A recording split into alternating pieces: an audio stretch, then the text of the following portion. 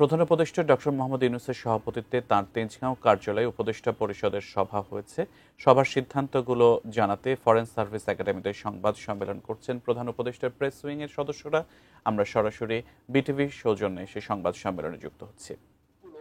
এটার জন্য একটা কমিশন করা, সেটার জন্য করা আছে এবং এই দুইটার দায়িত্ব দেওয়া হয়েছে law ministry, law and justice ministry. ওরা খুব দ্রুত এটা নিয়ে কাজ করবেন। তারা খুব দ্রুত আসিফ নজরুল, অ্যাডভাইজার আসিফ নজরুল, অ্যাডভাইজার আদিলুর রহমান খান এবং special assistant on home affairs Khodabux Chowdhury, ওনারা বসে খুব দ্রুত এই কাজটা সম্পূর্ণ করবেন।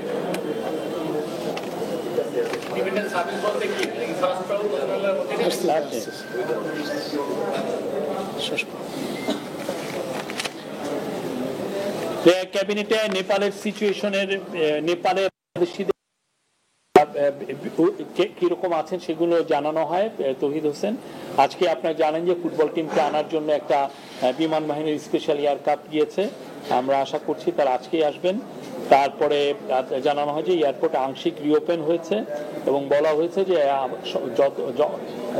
বাংলাদেশিরা যারা নেপালে আছেন তারা ভালো আছেন এবং তাদেরকে সমস্ত দেখভাল আমাদের এম্বাসি করছেন। এই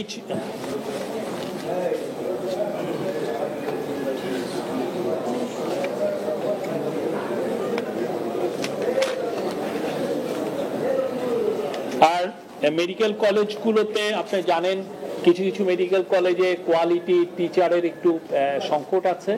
তো সেই বিষয়ে আলাপ হয়েছে যে মেডিকেল কলেজগুলোকে কিভাবে আরো বেটার, তারা যাতে ভালো শিক্ষা দিতে পারেন, শিক্ষার মান যাতে কোয়ালিটি ইমপ্রুভমেন্ট হয়, সেই জন্য যারা রিটায়ার্ড করেছেন, কিছু কিছু সাবজেক্টে দেখা যাচ্ছে টিচারের সংকট আছে, যারা রিটায়ার্ড করেছেন তাদেরকে কিভাবে এই বিষয়ে সম্পৃক্ত করা যায়, তারা যেন আবার এসে টিচিংয়ে আসতে পারেন কনসালটেন্ট হিসাবে বা অন্য কোনোভাবে, সে বিষয়ে আলাপ হয়েছে এবং এই বিষয়ে কিছু নির্দেশনা আছে। আপনারা খুব শীঘ্রই এটা হেলথ মিনিস্ট্রি থেকে এই বিষয়ে আরো বেশ কিছু জানতে পারবেন।